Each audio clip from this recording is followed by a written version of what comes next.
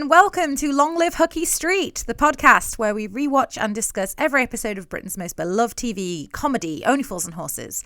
I'm Heather, and I'm joined from Austin, Texas by my co-host and sister, Jenny. Say hello, dude. Hello. Today we are discussing Series 1, Episode 1, Big Brother. So grab a pint of low carbohydrate beer and let's get started. It's Tuesday, 8th of September 1981, approximately 3 weeks after our parents got married. And the very first episode of Only Fools and Horses aired on the BBC at 8:30 p.m. between the Rockford Files and the 9 o'clock news with John Humphreys. The UK number one song at the time was Tainted Love by Soft Cell, and the UK number one movie at the box office was Stripes, starring Bill Murray. We also have a cool On This Day for this date.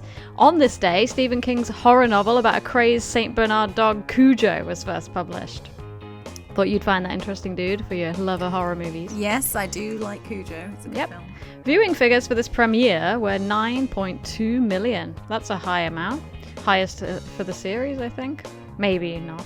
We've got a few little bits of trivia to go over before we start the episode breakdown. So let's see how much of this you know, dude.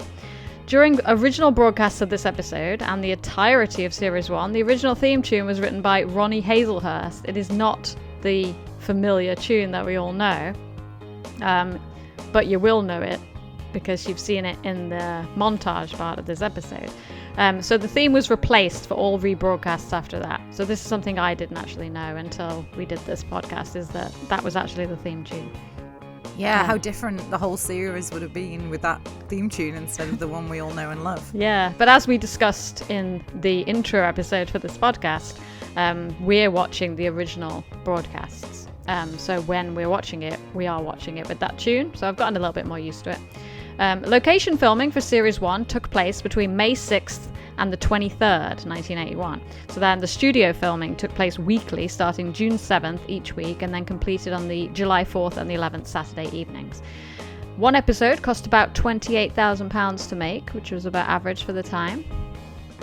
Critical reception was negligible and few bothered to review it. John Sullivan said, "We didn't really get any publicity and the show went out in a very bad slot." That's the Tuesday night slot. "I kept hearing about the BBC publicity department, but to me that felt like something out of mythology. They never contacted us and therefore the boys didn't do any interviews. The show just went out without that sort of promotion." Nicholas Lyndhurst observed, "We felt desperately unloved for a good couple of years." Aww. So, yeah, I know. Sad.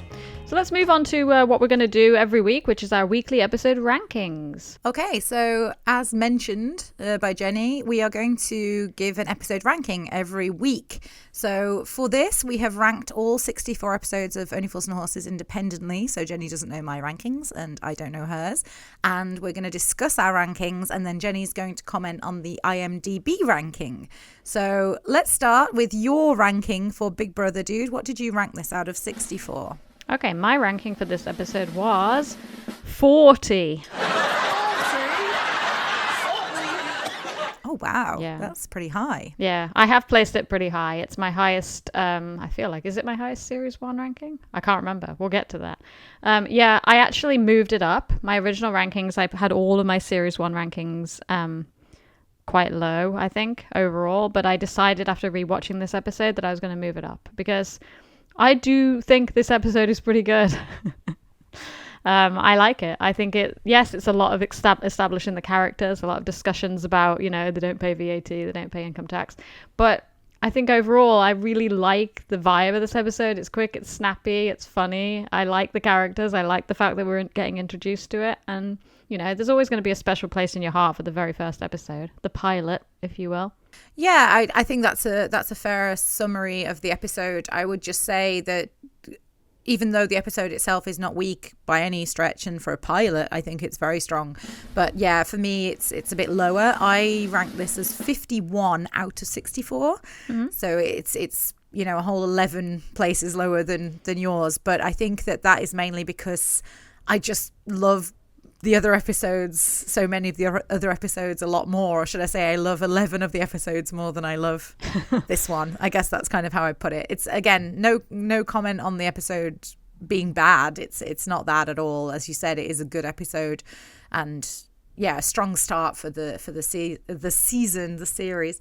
Sorry, I just to let everyone know, I very much switch between season and series when I'm talking about series and seasons. So if you ever get confused, but I mean the whole arc of like season 1, series 1. I mean the same thing every time I say it. So yeah. I was going to say, I'm the one that lives in America, and yet you're the one who says season all the time. Well, I live in Hong Kong, which is highly multicultural, and there's a lot of American and British influence here. So that's probably why I'm all switched between the two.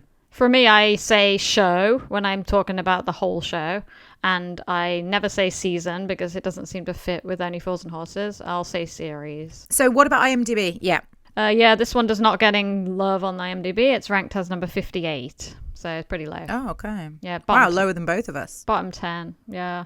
I think it's because a lot of people skip over it because pilots, I mean, in my experience, pilots usually are not that good. Often, I mean, this is not the case in this pilot, but often in a pilot, you'll see weird sets, weird costumes, strange ideas that never came to fruition. In this one, not so much. I really feel like it blends into the rest of the series. So it's not pilot-y, I don't think.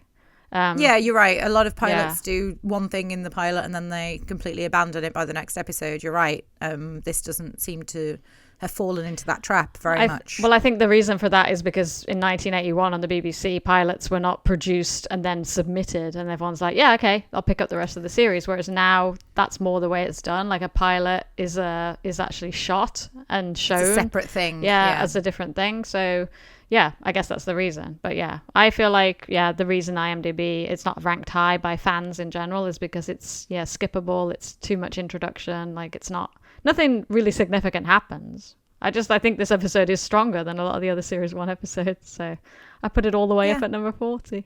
Yeah, I definitely agree with you that it's one of the stronger episodes in season 1. Yeah. I agree with that. Okay, so do you have anything else you want to add, or should we get into the episode breakdown? No, let's get into the episode breakdown.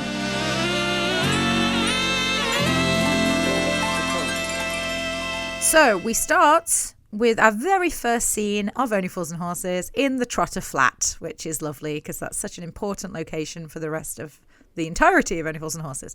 So we have Grandad watching television, something we see quite often, and he has a disagreement with Rodney about who the person is on the television. Sydney Potter. It's Poitier. It's Potter. Very trivial conversations, the sort of things you'd imagine that someone as young as Rodney would be arguing about with his grandfather.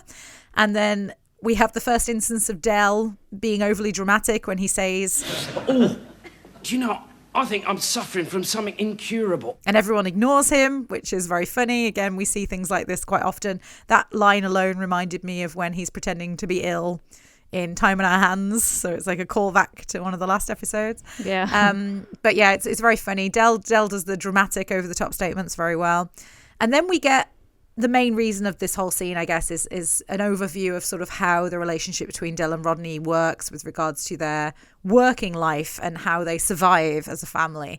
So we get a lot of various quotes here about the income tax, the VAT, about the way that Del treats Rodney. He calls him "You dozy little twonk, Rodney." We also get a reference so the audience know about the fact their mom is dead when Del says, "What's that rumbling noise?"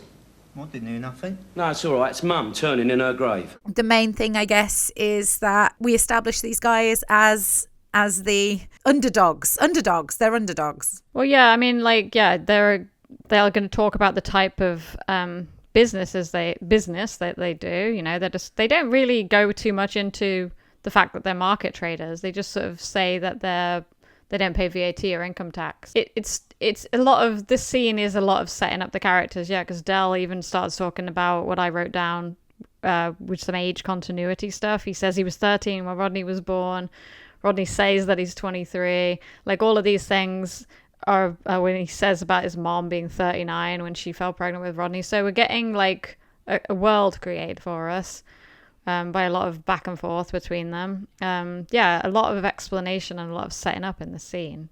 I don't know if they really say, do they say that they're market traders? No, I think it's just the fact that Rodney says he's been keeping the company accounts. That's so we know that they're partners, but we don't know what their business is at this point. But we do know that Del doesn't want to keep accounts, and that they live outside of the system. I think that's what I was trying to say earlier. They live outside of the system, which is very interesting to me, because I didn't even know how the system worked when I first watched this. Part of me still probably doesn't know, because I haven't lived in the UK really as an adult.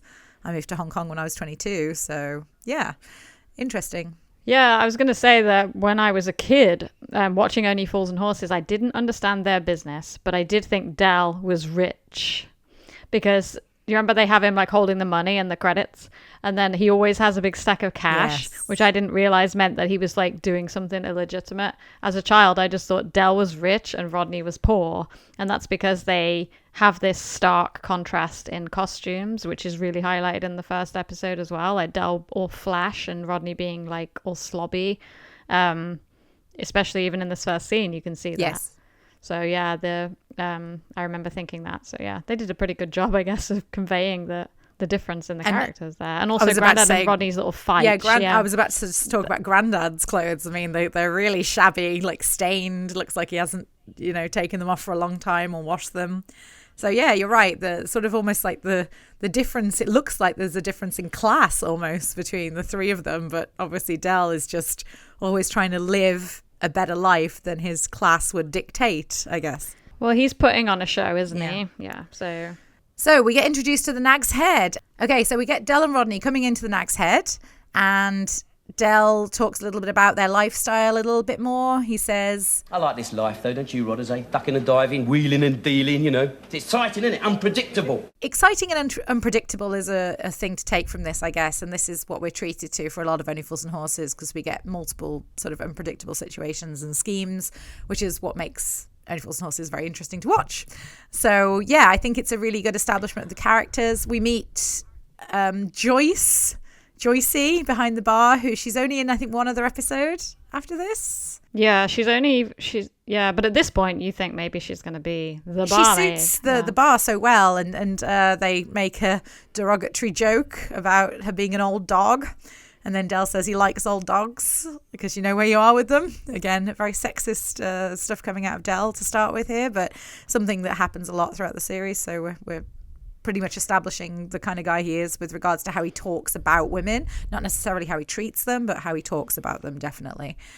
Yeah, I was just going to add that there's quite a lot of points made in this episode, a lot of lines and references that you can actually directly link to what I believe should have been the finale of Only Fools and Horses, Time on Our Hands, because you've got Rodney in the first scene referencing keeping receipts, which we know those exact receipts come back in Time on Our Hands when he says, that was when I was keeping receipts for you, and he happens to have the receipt for the lesser watch. 16 years ago, that's when I started working for you. I meant I used to keep files then. There's also Grandad's quote, which is used in Time on Our Hands when Del is reminiscing in the flat, where Grandad says, Your dad always said that one day Del Boy would reach the top. There again, he used to say that one day Millwall would win the cup. And then also, we know, don't we, that Del gets sad in Time on Our Hands and reminisces and misses the unpredictable lifestyle. All the dreaming and the scheming and the chasing and the trying. That was the fun part, And here, he's explaining to us exactly what he loves about this lifestyle, the wheeling and dealing, the ducking and diving. So it doesn't fit with the lifestyle of a relaxed millionaire in the future. So I'm sure John Sullivan deliberately went back and looked at the pilot and pulled a lot of stuff from it, because you can see how many things are referred to directly in that episode. So I think that's quite cool. Like, that's what makes this pilot good to me, I think, is because it feels like the first ever episode, but you can also tie it into the whole evolution of the show. Yeah, no, I completely agree with you. I think it is lovely that he referenced so many things from the pilot in the final episode. Absolutely.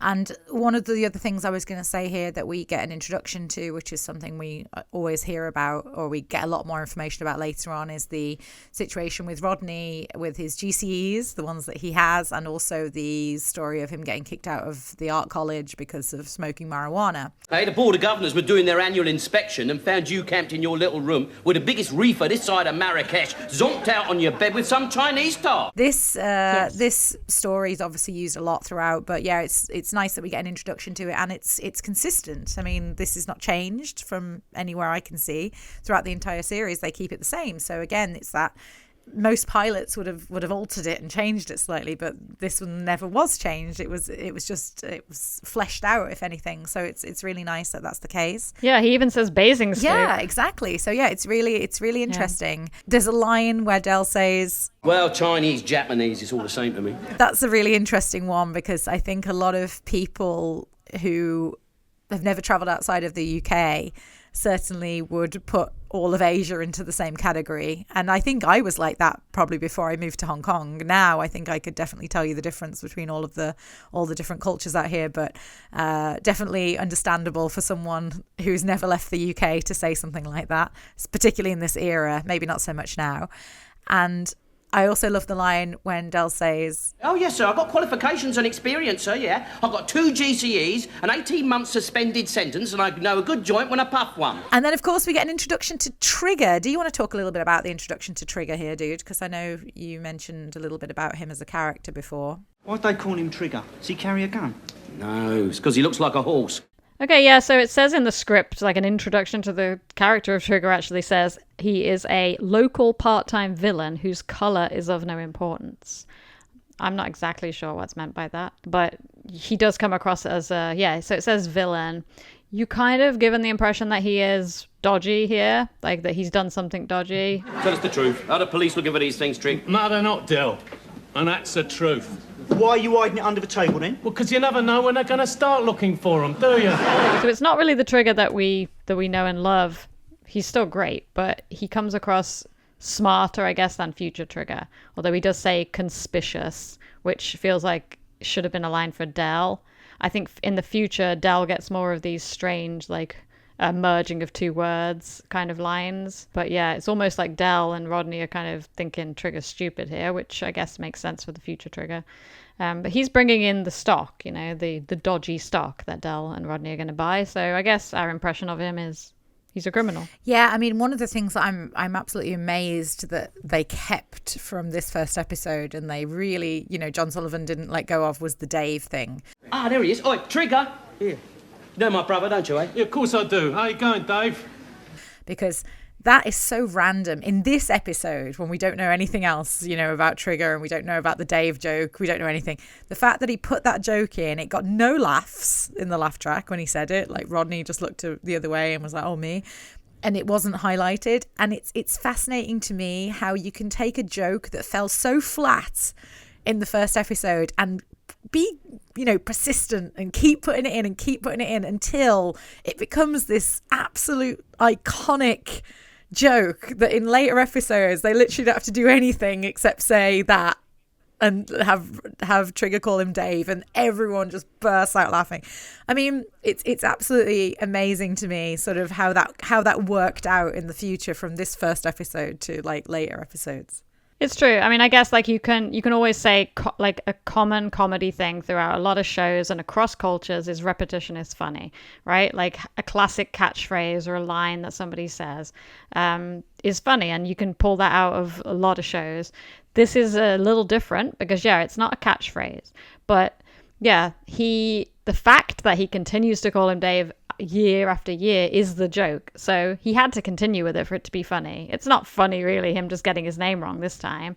But it's funny that, the span of 20 years, he still thinks his name's Dave, even when he's told directly Rodney overall. And he even acknowledges it at one point but then he still carries it on. So that's the joke. Yeah, I mean, but you're right. I'm glad he carried on with it. Oh yeah, absolutely. I mean, it is absolutely hilarious later on. But it falls so flat here. It's like something you'd expect in a pilot. They'd be like, "Oh, get rid of that. That didn't work at all."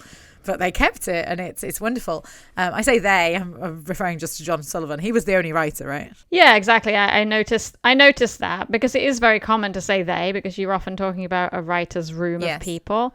But yes, this. As far as I know, John Sullivan wrote all these scripts alone with no influence from anybody else. So when we are saying they, always you mean him. Yeah, absolutely. So I just thought as well here they hadn't really established the history between Del and Trigger's character. If Trigger was sort of a no-name villain, I guess, in this episode, they hadn't thought about the history. Of course, later on we find out that Del and Rodney Del and Trigger went to school together and all this sort of stuff. You know, they've known each other a long time. So obviously this isn't highlighted, and this probably wasn't known yet by John Sullivan that this was going to become a recurring character and he was going to become somebody that they would. No.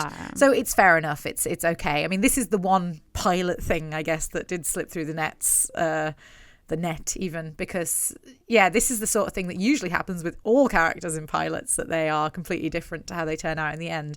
Whereas Trigger, I think the only thing that they didn't really establish was his sort of naivety and his innocence, and also the fact that he did have this big history with Del. But it was literally in a few episodes time, I think in the second time around, we find out that they have known each other for a long time because he knows about Del's past relationships.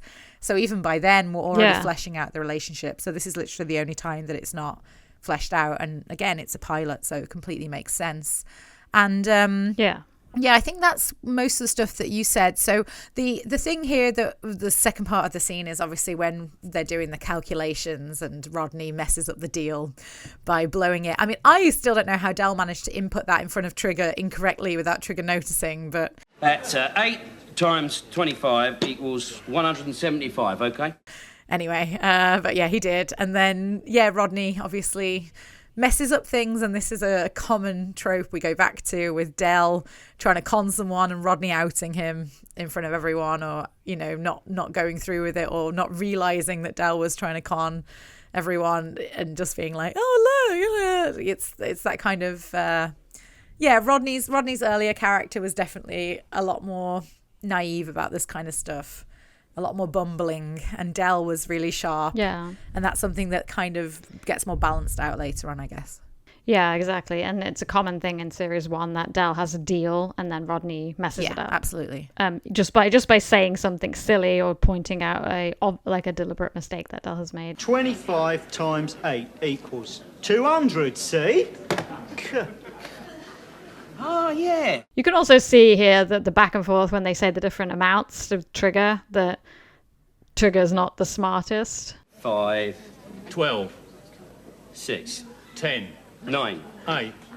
Done. But yeah, that's a funny exchange. You know. Yeah, I completely agree. There was one other note I had for this scene which says the money looks so fake. Oh yeah, I think anytime that you see past money, even if you just see the most recent note from whatever country you're in, the old money, you can't believe that was the money. Yeah, it looks really fake. But yeah, I feel like it looks like Monopoly money. Absolutely. But they still had pound notes then. Yeah, that's good. Yeah, see, I wasn't. We were never alive. No, I never knew like dollar bills or pound notes. It was well, dollar bills are still around. So, yeah, we still have those stupid dollar bills that look like the Game of Life money. Yes, that's right. Yeah. So, anything else you want to add for this scene? No, I have no other notes. Okay, so then we go to scene 3, which we're back at the flat.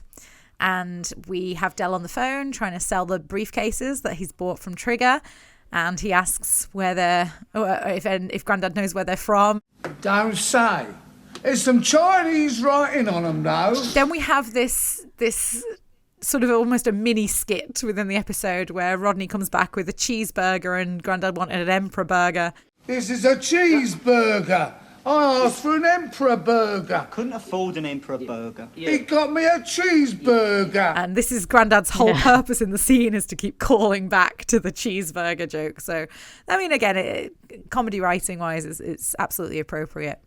And then we have a mention of some of Del's associates, which I'm not sure they ever come back again. We have Spiros, who's on the phone to Dougie Sadler, is the guy who owns the briefcase store. I don't think we ever hear from them again or about them again. So we find out here that the briefcases that Del has been sold were actually stolen from Dougie Sadler's shop because they were rejects. Our first mention of Del buying rejects. And this, again, becomes something very common that we see often later on in Opals and Horses.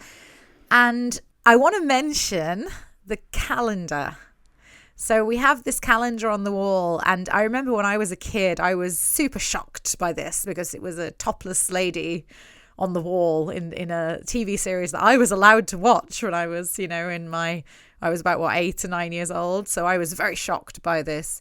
But the calendar always stood out to me because I don't think it's in later episodes. The calendar, is it, dude? As far as I know, it disappears after series 1, but we'll have to check that out when we start watching series 2. Yeah.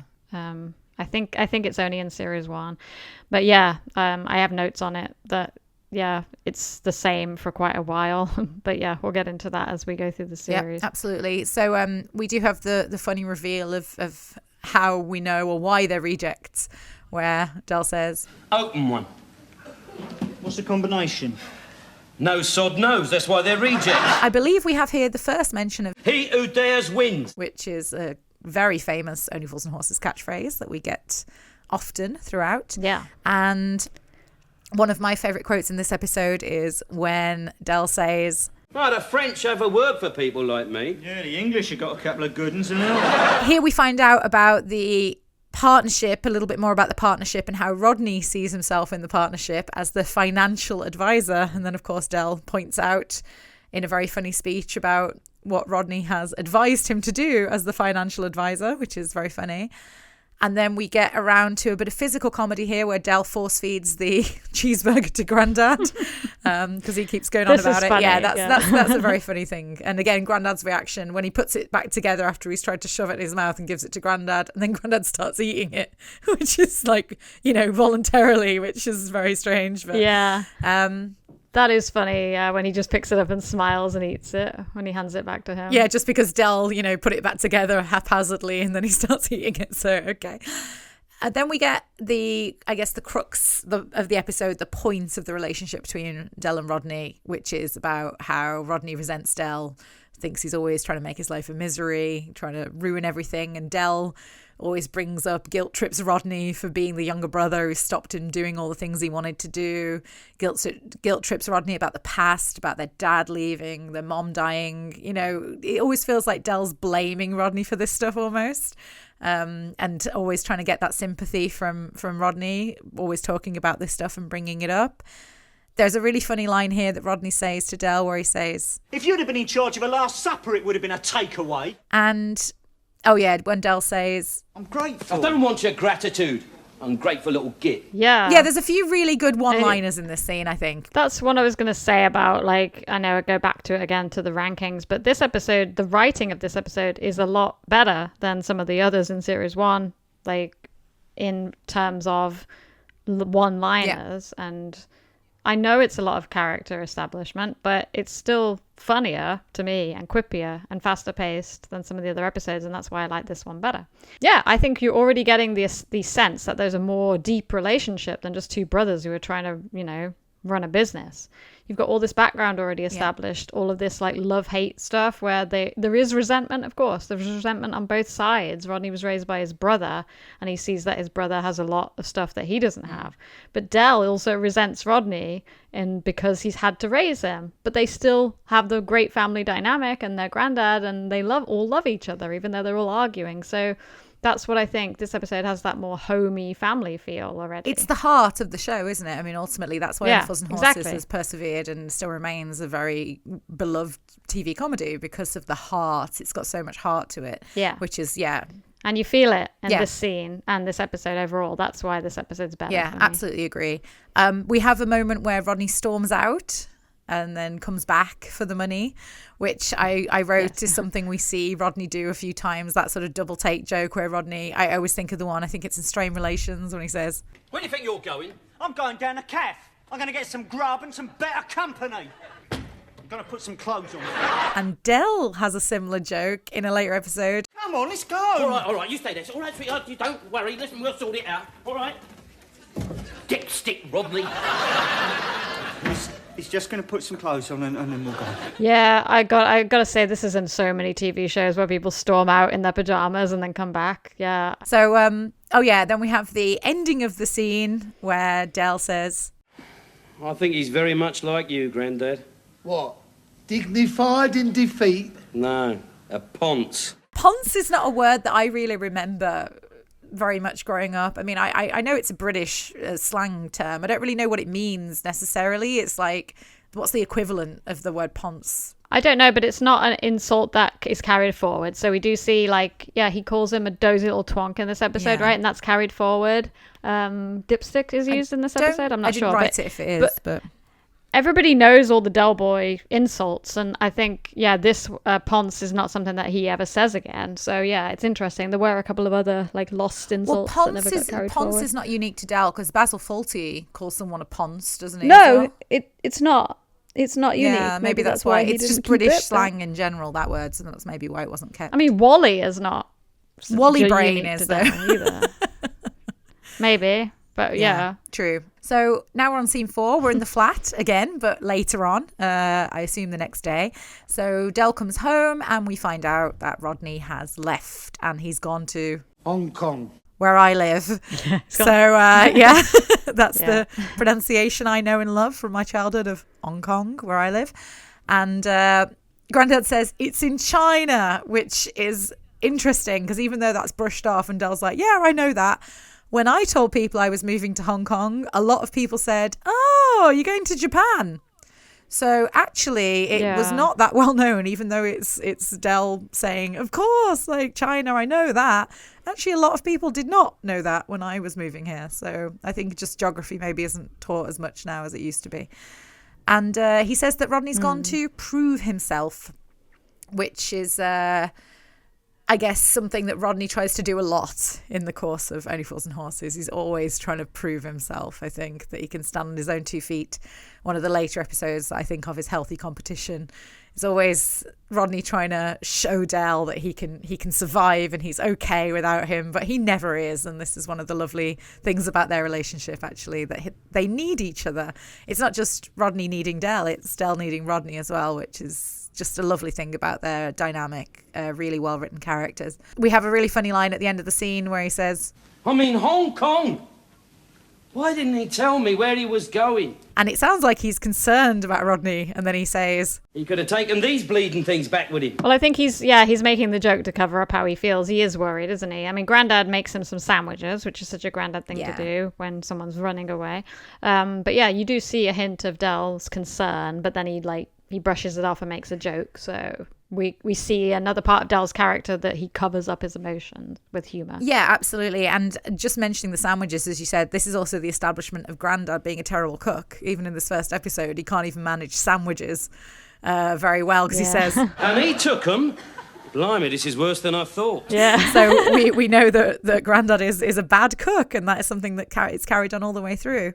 So don't even have to cook to make sandwiches. Yeah, exactly. And I think even the last time we ever see Grandad is a bad cook joke, right? It's thicker than water, and he says, Oh boy, I burnt your pizza. Yeah, it was part of his character. Yeah, exactly. It's like that's a fundamental thing about Grandad is they can't cook. So that's very funny that's already established again in the pilot. Very, very unusual.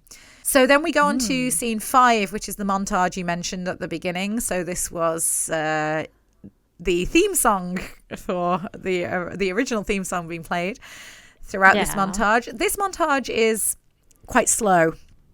I find it's a bit slow. It's very old-fashioned. Yeah, in the episode, I don't really feel it was needed. I think I'd have rather just gone for a scene where Del was having like a conversation with one merchant about selling the briefcases and there'd been a couple of jokes. I think I would have preferred that over the montage. But obviously, the good thing about a montage is it shows a passage of time, or it feels like time has gone. You know, he's been doing it for weeks, and yes, I am thinking about Team America's montage song here when I'm talking about this. But the passage of time is always what the montage is about. It's meant to show that it's not just been a day; it's been maybe a few weeks at this point. But of course, we find out later. I believe it's 8 days. Rodney's been gone. I think, right? Oh, I don't remember that. Yeah, I was just going to say that this is the first time you see the 3-wheel van in the montage. Yeah. And also, I think it would have been better. This montage is slow, and it just shows Del going into merchants. It should have shown a scene of him in the market, fly pitching. Yes. This would have been that opportunity to put that in, but yeah, they didn't. He didn't. Maybe it's because that if they'd have done it in a montage, it might have been Del, like the music would have been played over Del doing the selling, so it might not work that well. Yeah, maybe just take the music out. Yeah, I agree. Yeah, I think I would have preferred a scene here. Yeah, a scene of him trying to sell the briefcases rather than the montage, but it's okay. Could have still had the 3-wheel van. Yeah, exactly. In the background. I mean, I guess it's because they wanted to show that he tried multiple ways and multiple avenues to sell these briefcases and still couldn't get rid of them. Whereas if he'd have done it in just one scene, it would have been like, oh, he tried in one place to sell them, and it doesn't really show how hard it was for him to get rid of them. So I guess it makes sense. And then we have the last scene of the episode where we have Grandad in the flat playing with the electronic chess game, but he's playing drafts on it. 8-2-B-2, enter illegal move. Del has a really funny line here where he says, Why don't they invent a talking drafts game? Because if they did, you'd most probably want to play bloody Ludo on it. and then of course we get Rodney comes back. And this is meant to be like a really big moment. I love the way that Nicholas Lyndhurst plays this, like it's an epic return, you know, from the wilderness, the way his mannerisms are. And, you know, he really hams up the drama. Both of them do this a lot, which is excellent. And then we have the really funny point where Rodney hugs Del. Oh, it's really good to be back, Del. And Del spills his tea. And the first time I saw that, I really thought that was an accident. It almost looked like an accident that they kept in. Is that what it was, dude? No, I mean, I'm pretty sure there's no way that was left in by accident, because you see like Nicholas Lyndhurst do this big like epic look around the flat, so he's obviously not looking at Del, and it's also a joke that highlights their height difference, which is something that's a really funny physical characteristic of the dynamic between the two of them. But yeah, it's done kind of clever. You see Nicholas Lyndhurst look up and grab Del like while he's not looking at him. It's definitely like a great moment. Very funny. My only comment on the moment when he comes in is that they've got him all like roughed up looking, his hair's all ruffled, and he looks really young. He looks like so young, looks like a teenager. Yeah, he does. I think Rodney comes across as a teenager in this entire episode. Even though he's meant to be in his early 20s, he really comes across like a teenager, like a 17-year-old, the way that he acts in the whole episode. Then, of course, we have an exchange where Del sort of tricks Rodney into embellishing his story, and then Del reveals at the end that he knows it was all bullshit because he had his passport all along, and Rodney gets annoyed with him. And this exchange kind of reminded me a little bit of the exchange in Yuppie Love, when Del already knows that Rodney... Del obviously in this case he does it to get money out of Rodney, where he, you know, tells him that he guesses what happened that night, and he tells him the whole story, but then we find out Cassandra already called. But it is very similar. That kind of Del conning Rodney is just again something that you'd think Rodney would get by now, but I think in this first episode it's totally understandable, because we don't know yet that that's going to be a common thing that we see often in the future. But yeah, you always feel a bit sorry for Rodney here, because, you know, he was really trying to make a point that he did do well on his own, even though he was only gone for a little bit. He decided to come back. That was why he came back, because he realized that, you know, he wanted to be home, and that wasn't it at all, obviously. So yeah, I feel a bit sorry for him here, a little bit sorry. Well, it's very parental, like the way that Del knows Rodney's lying and keeps up with it. It's like you know how kids lie and their parents know they're lying. That's a very parental thing. So yeah, again, you're getting a reminder that Del may be his brother, but he's also like his dad. Is like a father figure. Yeah, that's right. A bad father, but a father figure nonetheless. I mean, in some ways bad, but yeah. I also wanted to comment about Grandad's reaction to seeing Rodney again, because you see the first scene and the whole episode, you see sort of a bickery, fighty, shoving the Emperor burger in his mouth kind of relationship, although that's Del that does that. But yeah, I know what you mean. Like, Grandad is like, is so happy to see Rodney. The love really comes across. Rodney's back, Del. Look, he's here. I was going to say, do you know Leonard Pierce and actually Buster Merrifield as well? And I think they had this really amazing way of turning their gruff voices into these lovely, like the tones when they were happy or sad. Like both Buster Merrifield and Leonard Pierce, they just did the whole like switching to the sad or the like kind of voice really well. They were very good at switching between those two.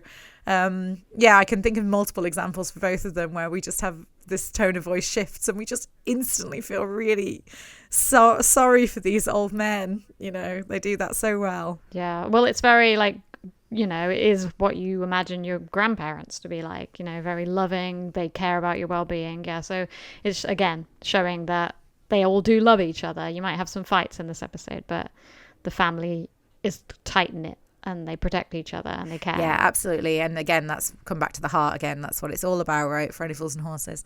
And I actually love the way this episode ends, where we do see a bit of a balance, because I think at this point we're kind of getting the impression that Del is always right and Rodney's always wrong, and Del always wins and Rodney always loses. But then we finally get the admission that Del followed Rodney's advice and chucked all the briefcases in the river. So Rodney did get a little bit of a win at the end of the episode, which is a really nice way to end it because it puts them all back on an equal footing, which is something I really like about the ending of this episode.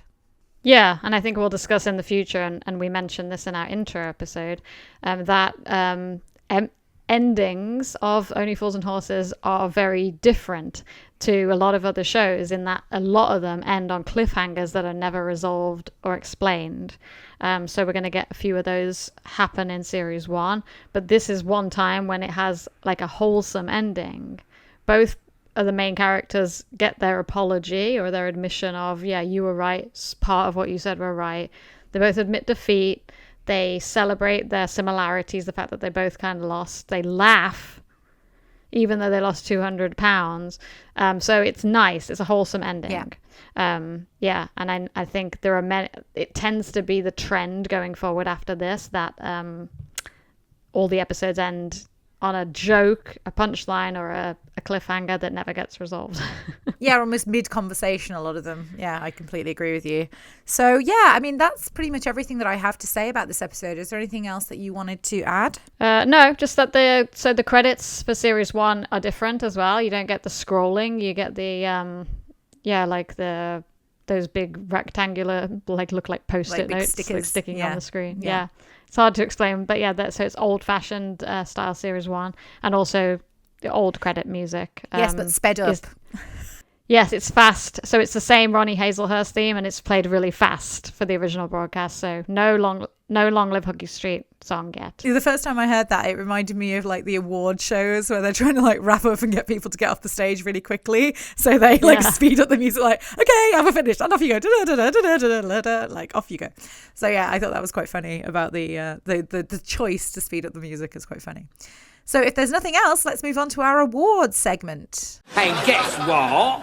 He's only one. Okay, yeah. So again, we mentioned this in our intro, but what we're planning to do for every episode is we're going to give 3 awards every week. So the first award is going to be Plonker of the Week. Plonker.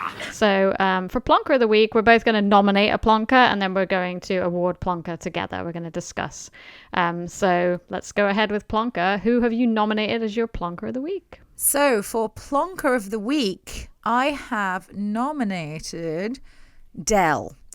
So for this week, the reason that I nominated Del is because he bought these briefcases without opening a single one. Now, I'm sorry, but even if you just opened one to check the lining and check inside, like, you would do that surely, especially if this is your trade, you're a salesman, or you purchase things and you sell them on.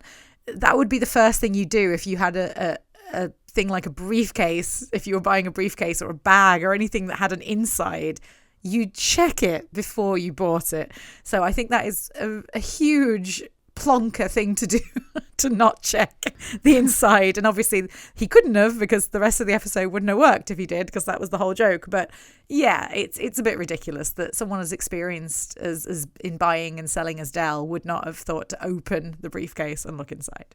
Yeah. Okay, so we've got one nomination for Del. I'm going to nominate Rodney for his poor negotiation and the fact that he messes up the deal for Del. So at this point, he doesn't know that he's buying faulty stock, so he hasn't really got a good excuse. This is supposed to be his job, and he just sits there and ruins the deal and makes Del pay more money than they had agreed to. So yeah, in my opinion, Rodney is the biggest plonker. Yeah, I mean, so who gets the plonker award? Well, it's not a lot of difference, right? Isn't it like 200 versus 185 pounds? It's like 15 quid difference or something.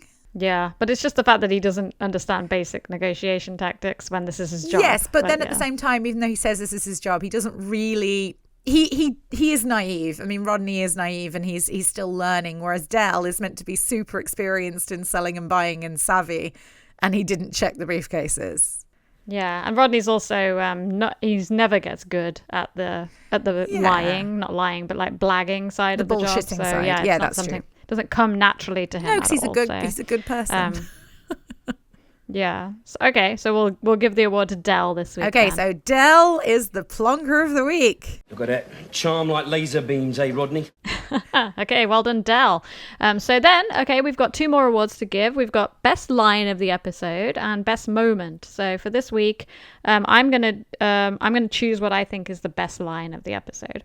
So I've gone ahead and I have selected. If you'd have been in charge of a Last Supper, it would have been a takeaway. I like that line the best because it's pretty in keeping for the episode. It's, it's establishing characters, but it really made me laugh. Yeah. So, all right, that's my choice for best line. Yeah, I agree. I think that's a good choice. That's a good choice, dude. And Heather, you have selected your choice for best moment of the episode. Yeah, so actually there were a couple here that I thought were good, but the one that makes me laugh out loud every time is not a line or anything like that. It is actually just a moment, which is when Rodney hugs Del when he comes back in. Well, I suppose it is a line. He says, "Oh, it's good to be back, Del," but David Jason's reaction to that hug is absolutely hilarious. The way, the slow sort of lean away and the wiping of the lips, and it's just very funny. Every time I watch it, I laugh at that moment. Yeah, that is a great moment. I did actually look in the script because it doesn't say anything in the script about the tea getting spilled. It just says Rodney throws his arms around Del and says, "It's really good to be back, Del." So they must have improvised that, like him and Nick Lyndhurst, and yeah, I love the expression on Del's face with the tea, like holding the tea. Yeah. You're right, that is a really great moment. And also, yeah, I was going to say that it begins a trend of tea being involved in a lot of the physical comedy, which is very British. Yes.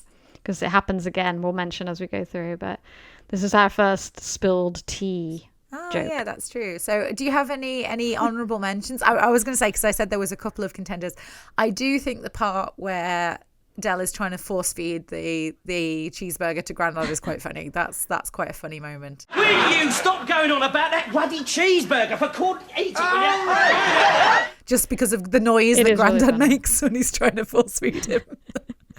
I do just love eat it. He just shoves it in his mouth. It is really funny. But yeah, overall the episode is, again, not really a moment, just an exchange, but the part where Grandad is trying to get the electronic chess to play draft is quite funny too. The noises the machine makes are quite funny. I like that because I think we can all have some memory that we can draw upon of our grandma or grandmother Nan or Grandad of trying to get them to operate something electronic and then failing. Like, do you remember Nan always had she kept unplugging her VCR, remember? And then she would be like, "That bloody clock is flashing again." And then we would go around and she would put a little Christmas card over it because it was flashing. And I was like, that. All you have to do is not unplug it because then the clock won't flash. Yeah, I do remember that. Oh my God. God. Every time you would go around, there was a Christmas card over it again. And I was like, Nan. Oh, bless. So yeah. I think that's really funny that he can't get. Well, I mean, he's trying to play the wrong game on it, but he can't get it. Yeah, that's right. And you just imagine Del bought 10 of these or 50 of these, and he's just taken one out of the box and tried to play with it. I mean, that's what I always imagine them having in this flat is just loads of crap that Del's bought, and they decide to use some of it, for themselves, and some of it they leave in the boxes. So yeah, it's just very funny. So yeah, yeah. Any other honourable mentions for any of the awards, dude? I don't think so. Yeah, I think we're done. So drink up, we're leaving. Okay, so that about wraps it up for this week. So join us next week when we'll be discussing Series 1, Episode 2, Go West, Young Man. And until then...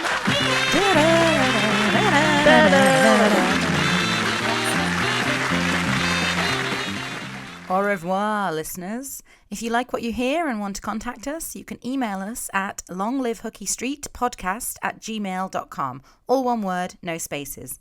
Bonjour.